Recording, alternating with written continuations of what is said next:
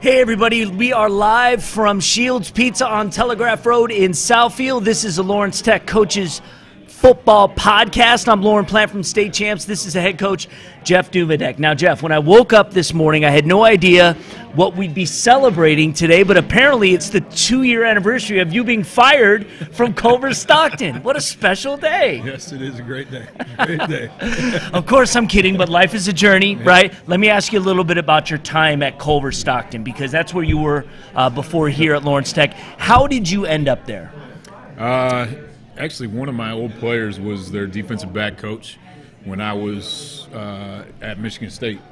So their head coaching job opened. He knew I wanted to be a head coach. He called me up and asked if I was interested, gave my name to the AD. The AD called me, and rest is history. Rest is history. Describe your experience there as a head coach and what you took away the most from that experience. Well, it was my first NAI experience, first head coaching experience, well, not really my first job out of Michigan because I had coached at Tiffin before, but you're now the head of the program. Yeah, you know? Yeah, exactly, and first time in Missouri ever. So a lot of firsts, a lot of great experiences there. Had a lot of great kids play for me, a lot of staff that I worked with that were phenomenal. We took them to their first winning season in 15 years. Yeah. We beat Baker for the first time ever in their history. We beat Evangel for the first time in 33 years. We beat a top 10 team for the first time ever in their history. Wow. So we had a lot of firsts. Lots of milestones. Yeah, and we thought we had it turned around, and then kind of maybe let our foot off the gas pedal the next couple of years, and kind of had some bad years after that. I mean, it's a tough sport. Right, yeah, you know? Ups and downs, That's right? That's right. And, it's a roller coaster, yep. At times, and but obviously, again, you learn so much from that experience. We're here Tuesday nights at 7 p.m. Join us. Shields will always take care of you. Great food and drink specials. Always a great atmosphere. Here's what we got in store for you tonight. The team has been on a 2-week hiatus, and the final game of what we're calling the reboot season at Lawrence Tech is this weekend. It will be in Indiana. We'll take a look briefly at the season up to this point. We will preview the second meeting of the season with the one team will actually be a conference opponent next season, and that is Indiana Wesleyan. They had the audacity to come into our house and win 38-24 on homecoming, no less. Yep. But revenge is in order. We'll talk about it. Finally, we have 2 assistant coaches with us here at Shields tonight. We'll talk to them as the recruiting season is now in full swing. Now, there are many great things we can take away from this season, but something I believe a lot of people didn't expect was the fact that you guys jumped out to a 5-0 start. Talk about the formula that you and your coaches instilled from the beginning so that your team will be ready to compete game 1, because you literally started from scratch. Yeah, so the main focus we had was our culture and our foundation. So we were trying to build things from the ground up and trying to instill in our kids a desire to grow and learn every day and compete with themselves. It's a kind of a growth mindset that we talk about, a me versus me battle on a daily basis. So every day when we wake up and look in the mirror, hey, I got to be a better me today than I was yesterday. And we tell our kids that. We say, my job is to replace you with a better player every day, and so I'm going to be recruiting every day, and I'm going to be coaching you every day. And if you take the coaching, you work hard, you'll replace yourself with a better yourself, right? And if you don't, then we'll find somebody else that wants to come play for us and do it better. Yeah, and it's awesome. They bought in. Yep. Is there one game so far this season which, say, you'll remember the most, say, a decade from now? This next one, I know. This next one will be it. But, I mean, I'm saying, like, right now, something that you just, like, really resonates with you. Obviously, the first game is always a milestone. We hadn't had football here in 72 years. So to have over 4,000 fans there and to win in competitive fashion, but it kind of left something to be desired in the way it ended. Being called after 3 quarters when we weren't even at the field and not around the fans and things like that. Right. So, you know, as much as our first loss hurt against Indiana Wesleyan, that's another one that kind of showed us where we were at, because they got started earlier than us, and they had a chance to schedule some of the teams in league. So it was kind of a measuring stick to see where we were at, and we competed blow for blow with them. You know, ended up on the losing end of it, but it showed our kids and our staff that we're on the right track. Absolutely. You're now facing for the first time a situation where you've lost 2 in a row. Yep. And to add to that, a long break, which can be frustrating, you know. Talk about what it's going to take and what you're doing in practice to ramp up and end this season on a high note.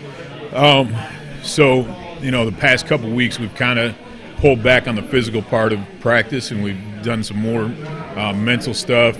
We've also pulled away from a lot of the team stuff and started to focus on technique. When you have 85 freshmen, there's a lot of technique stuff that needs to be developed. So we focused a lot on that. I think our kids got a lot better. They feel locked in. They've been looking forward to this game since the previous one. You know, I think they're excited and ready to go. I don't know really what we have to do as a coaching staff. I think they're going to get themselves revved up without any outside stimulus. Especially at this point in the season. Exactly. You know? You've had a number of players step up, take a strong leadership position based on what they're doing on the field. Tommy Lappin is a great example. 12 tackles in the first Indiana Wesleyan matchup, 4.5 were for a loss. Northern Michigan, he has 16 tackles. You win on defense, right? You win on defense, you win. Yep. So it's a catalyst for everything. Did you expect Tommy would be having the season he is thus far? We knew Tommy was a good player coming out of high school. Being a true freshman, you know, we hadn't seen him compete with college athletes. Right. So that's always a question mark. Yeah, exactly. Yeah. Anytime rookie in the NFL or, you know, those big-time 5-star commits that go to major schools, you know, there's always hit and miss. Yeah, exactly. Yeah. You know, you swing and miss sometimes. He's hitting. Yeah, we were excited about him, and he's definitely hitting 16 times at least in the Northern Michigan game. Which was your best competition so far. Exactly. Yeah, he's a tough competitor. He flies the ball. He understands football. He puts in the time. So we're excited about the 4 years he's going to have here. Absolutely. This is the Lawrence Tech Football Coaches Show podcast live from Shields Pizza on Telegraph Road in Southfield. I'm Lauren Plant of State Champs. This is the head coach, Jeff Duvendeck. We're recapping briefly what has taken part so far in the football season at LTU, the first one in 70 years. Finding ways to score outside when you're finding ways to score outside of when your offense is so critical. And the defensive side of things, 3 scoop and scores, 2 pick sixes, 3 safeties. That is huge and a tremendous momentum boost for the guys on the sideline. What would you say is the defensive philosophy here at Lawrence Tech, and what kind of athletes are you looking for on defense as you fill out future rosters? Well, Coach Q is going to be on a little bit later, but you know, from a defensive philosophy, we want to be fast and aggressive. We want to get after the quarterback. We want to force decisions. And those are the type of players we want: fast, aggressive, and physical.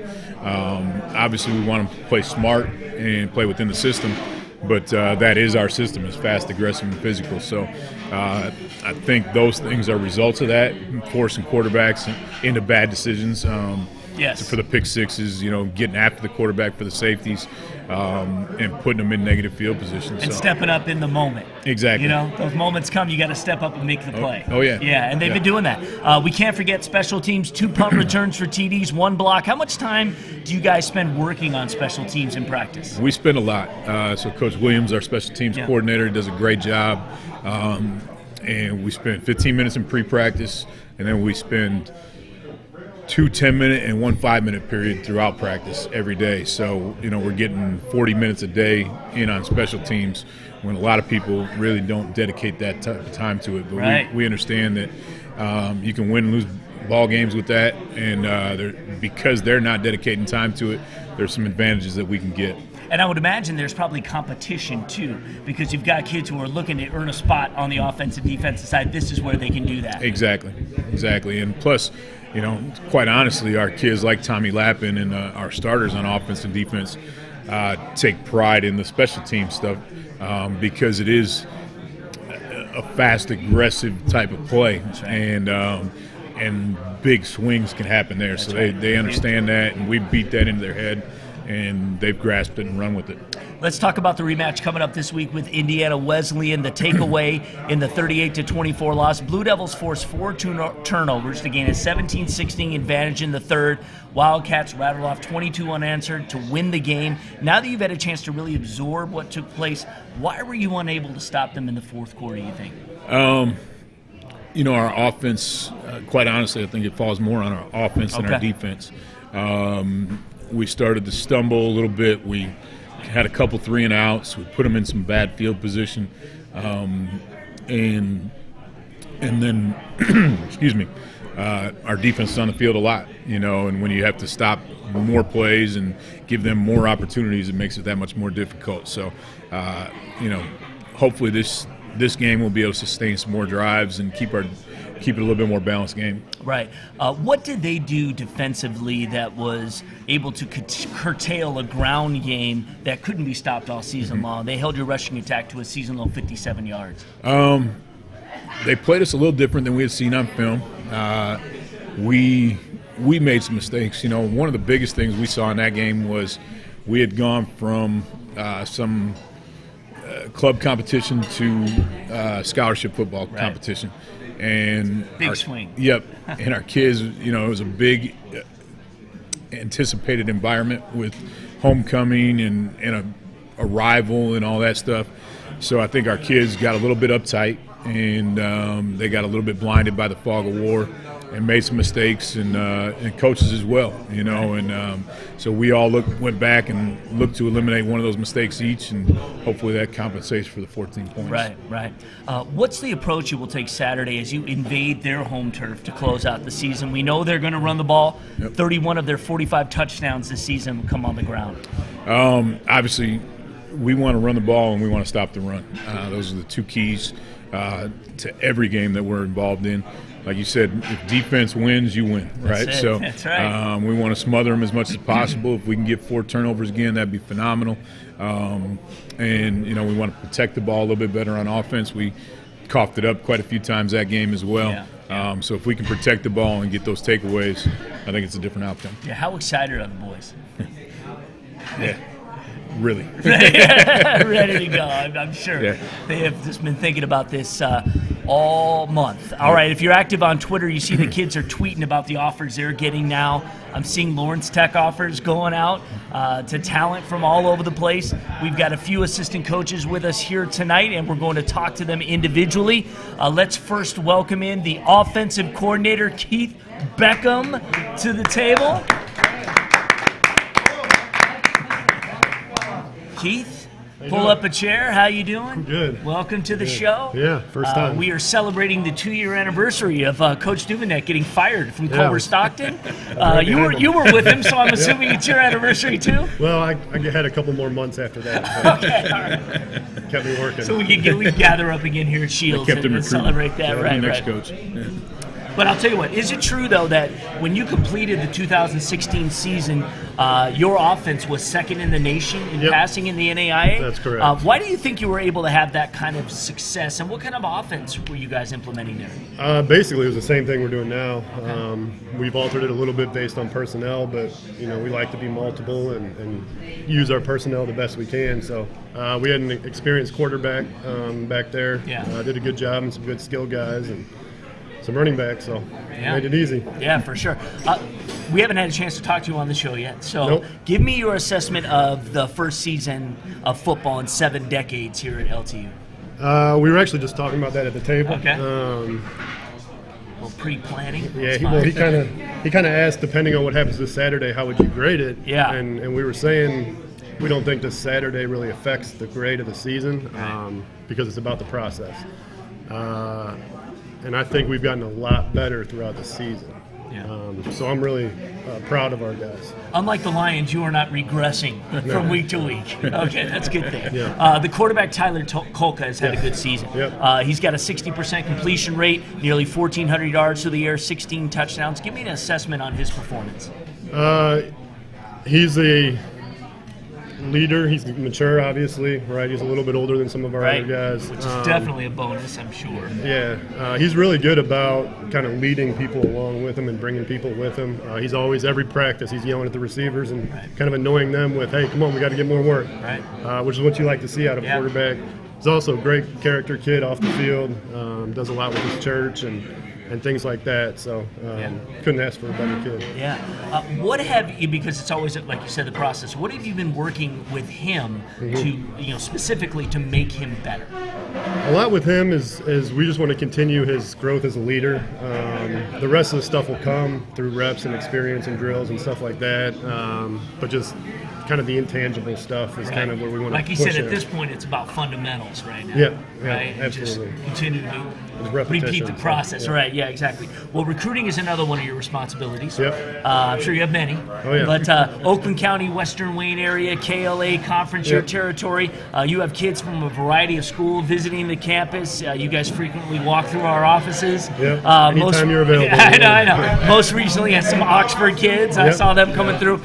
Tell me first, are the kids hearing more and more about Lawrence Tech football, and what has been the response that you've been getting from the kids and their parents? Yeah, those conferences have been really good to us so far in the recruiting. It's actually kind of been a big change from our first year when we first got here. Yeah, sure. Going into schools and people saying, no, never heard of Lawrence Tech. Right. And now with all that you guys do and being out there and stuff, it's completely different. They've heard of us. They know people that go here, things like that. So. Are they excited? I mean, yeah. Everywhere you go in town, like every time I go to the gas station on my way to work, get a coffee, guys like, hey, who you guys play this week? Like, everybody. Yeah, that's anywhere huge. in town. That's huge. What type of football player are you specifically looking to bring into the LTU fold? What are the characteristics and talent they need to possess? Well, first, it's got to be the academics. LTU is a high-level academic school. If they don't match that criteria, we kind of stop there. But then after that, we think LTU naturally brings like blue-collar, hard-nosed workers. So that's what we want: good character kids and good athletes, right? We think we can teach a lot of the football fundamental stuff, but we want good athletes as well. Right. So they've got to be 4.0, or they're not getting in. We're high academic, not quite that high. Okay, all right. So, yeah, I don't want to get the impression out there for y'all that, again, you've got to be, Einstein here. Right. But again, we're looking for someone who obviously is take focused academics serious. That they take it serious, exactly. And, again, you definitely need to. You want to get an opportunity to play college football, but you also need to think about the rest of your life. There's no better place to go than Lawrence Tech, and that's a whole different show. But we'll continue with football here. We're here with Coach Keith Beckham. He's the offensive coordinator here at Lawrence Tech. Where did you grow up? And can you talk about your football background as a player and a coach? Yeah, so I grew up in the St. Louis area. I went to a school that no longer exists, Rosary High School, for 3 years, and then we merged, and I was the first graduating class at Trinity Catholic High School, which now is a powerhouse in football down there. When I was there, I won 1 game. So, all right, I hear you. But then I actually went and played college football for a couple of years in Middle Missouri at Central Methodist University, which is an NAIA in the Heart Conference. But after that, I went back and actually coached at Trinity Catholic High School. We did a good job. The head coach we had at that time, we turned it around. From when I played, I was a better coach than a player, I guess, because I had the first winning season, won districts, things like that, got into the playoffs.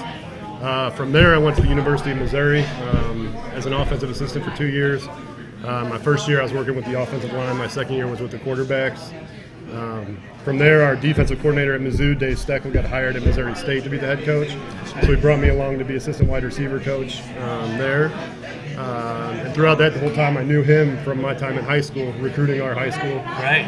We kept in touch, and so then he called me at Culver, offered me the quarterback and receiver job. So jumped on board there. Right. This is the life of a coach. If you want to be a coach, you move around a lot. Yep. I think me and my wife lived in 5 different places in 5 years. Yeah, like that. crazy, but also can be totally exhilarating and fun too. You had Keith on your staff back at Culver Stockton. Yep. What convinced you that he was the right choice to run the offense here at LTU? Well, like you mentioned earlier, we did. We put up phenomenal numbers at Culver Stockton, Yeah. but more so than that, Keith's focus on the process. Keith's focus on developing young men and building those relationships. That was really what made me want to have him here with me. Yeah. And that was an easy choice to come to Michigan? Yeah, well, we were engaged at the time, Okay. so I actually moved up here without my then at the time fiance, Right. and so a lot of props to her. I'm sure she's watching or will be watching. So Right.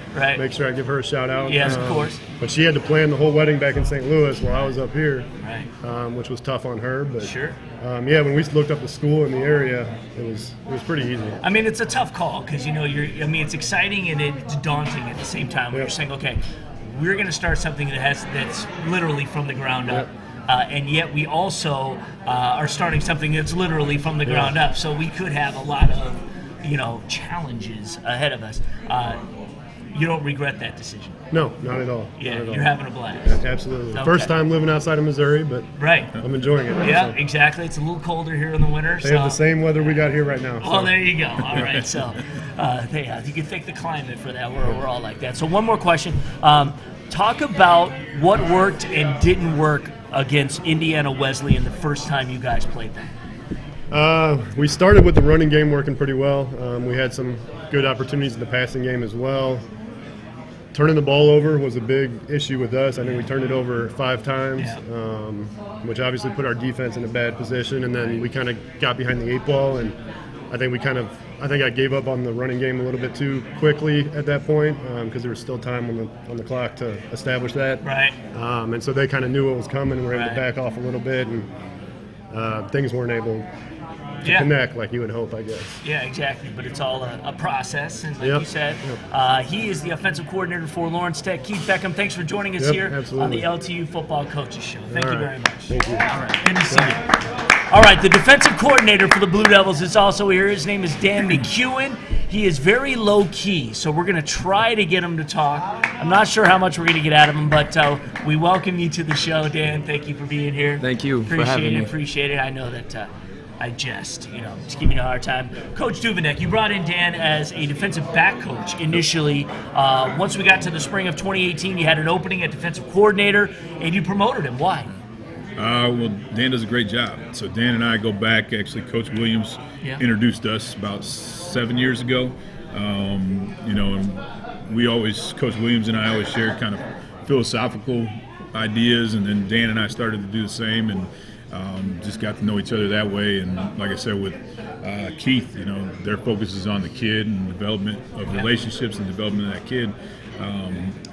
So I know his heart's in the right place, and then he did a phenomenal job in his first year here as the DB coach, and it was just an easy fit. And originally, that was my thought, hiring him. He had been a DC before. Right. I felt if our other DC had moved on, it was an easy promotion. So that was kind of the plan the whole time. Right, exactly. You had a backup. Yep, Get exactly. somebody ready to go. Always got to have that next. Exactly. And again, everything is, I believe in life, of course, everything is predetermined, and it was meant for you to have this opportunity. You've been taking advantage of it. You played your college football at Adrian College, early 2000s. You were a DB there, still hold I saw this in the thing, you still hold the program career record for interceptions with 15. Where did you grow up? I grew up Pontiac area, but went to the Wallach schools. I went to Wallach Central High School. Okay. So to me, this is coming home. Yeah. So that's Southfield's right around the corner. Yeah, you've had a pretty extensive career as a coach thus far. We were talking about Beckham's travels. You have been, around and have been in a lot of different situations and held different positions throughout. Give us your background and where you've been before you came to LTU as a coach. I started coaching in Arizona. Right. And my high school coach moved out there, retired, got me and What is it with those Walled Lake kids? His coaches go to Arizona and they retire. Anyway, sorry. Yeah, he brought myself and my quarterback, who ended up playing at Western Michigan and Indiana State, brought us out there, and then we started coaching, and I stuck with it, and then things just kept going from there. Yeah, and Siena Heights has not been around that long as a football program. In fact, they won a conference title only their 3rd year of existence. You were a big part of that. Do you see some parallels as to where they were kind of in their infancy and kind of the structure that was put in place and what's happening and going on at Lawrence Tech right now? 100%. The cool part about that whole situation is that was my former college coach, so when you talk about relationships, you figure out that's what we're all about. Right. I thought he did a great job, Coach Lau, setting the foundation over there with just having character, doing the things the right way. And then, talking to Duve, and I felt like we maybe be able to skip some steps that were rough for us in the beginning of Siena, and then I just feel like everything's moving correctly. Right. Sometimes we just gotta be patient. Sure. But I do see some parallels.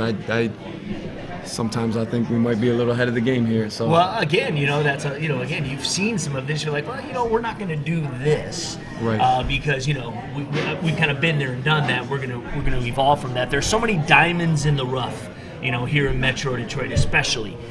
Kids just looking for a chance to reach their full potential on the football field. Are you finding some of those kids right now as you get out there? I think the whole staff is. I mean, really, the whole staff is. Yes, they're everywhere.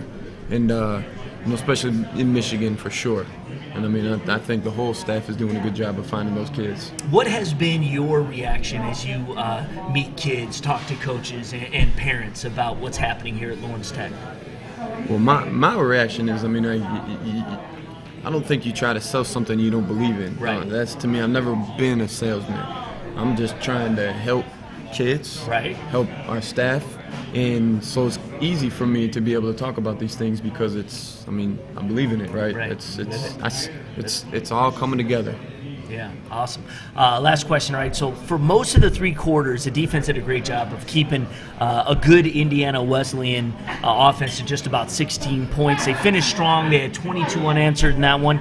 That, of course, again, a teachable moment. Mm-hmm. You've got to, you have to play a full 4 quarters. You've got to finish. So now that you've had a chance to really absorb that game and break it down, what have you told your team that was the difference in why they ended up on top as opposed to Lawrence Tech? Defensively, yes. A lot of it just has to do with simple things with alignment.